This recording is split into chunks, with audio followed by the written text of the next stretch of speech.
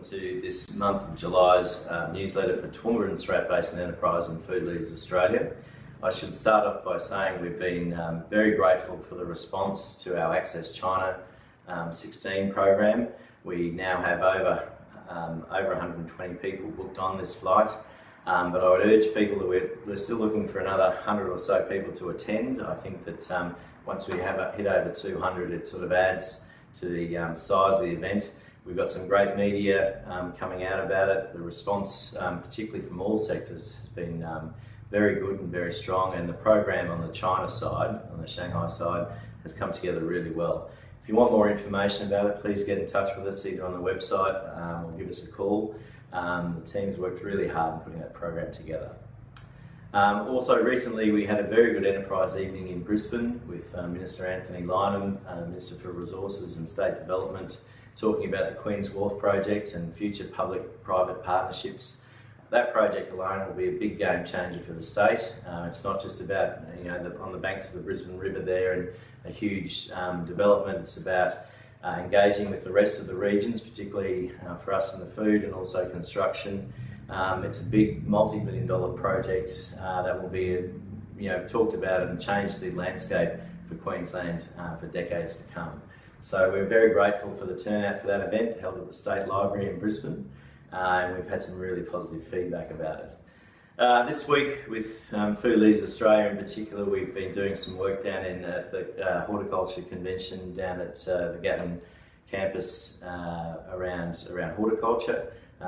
First event of its kind there for sort of over 20 years. Really highlighted for us the potential of the food exporting business in particular that's right at our doorstep, and it was great to see so many companies, both local and interstate, coming along to that event, and we got some good feedback and did some presentations there. There was an excellent dinner on Wednesday night for nearly 500 people in the Gatton Town Hall.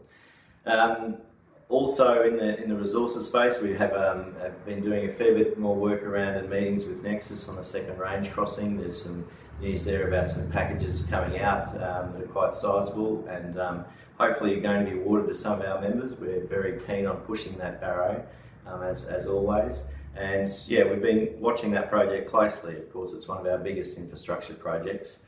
Talking of infrastructure, inland rail, it still seems to be progressing well. There's been meetings with ARTC in Toowoomba in recent weeks, both with political leaders and business community. We're very keen, of course, to see that project progress. It's going to be over the next 10 years, but they have an important job ahead of them to secure the alignment, and we see that project as a real game changer, particularly in light of the freight load that's ever increasing. We've been also working a little bit with Balonne and Gundawindi Shires around the southwest line and utilisation of that line for more produce, and I think that we're heading in the good direction to be a intermodal and logistics centre for regional Australia. As you all are no doubt aware, we're underway in a new financial year, so that means it's membership renewal time for us. We've had a pretty good response so far, but if you still haven't renewed, I'd urge you to get that back into us. We've had a pretty strong response so far. We hit over 500 members again at the end of this financial year, so we're keen to keep that sort of core group, and we really, that is our core business as a membership-based economic development agency, and we've been really grateful for your support so far, and I think that we're always looking to deliver value on that membership, and I think we've kicking some good goals, and it's been I always get the feedback from people outside of the region, both interstate and internationally, on how important it is to have a business community like ours that's united and working together for a common cause of developing the economy in our region.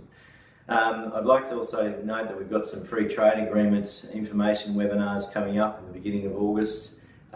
More than happy for people to join those and sign up for them. We've been working with PwC and ourselves on providing information to the region, and that's been I'd urge people to have a look at our website and sign up for those. They've been quite good value so far, the ones we've done out in the regions. Coming up later in August, we have our Enterprise Evening in Roma on the 11th of August. Following that, we'll be back in Toowoomba. We've got a good program looking out at Roma around the new hospital that's going in there. It's an $80 million project.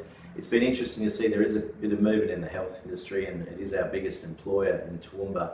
So it's good to see there's some more projects coming through. I know it's been a tough time for the economy across the state, but again, our region is moving consistently and has some pretty good economic results overall. So we should feel lucky where we are, but I know it is a little bit tough out there at times. Thanks for joining us on this edition of the newsletter, and I look forward to seeing you in Roma or around at some of our other events.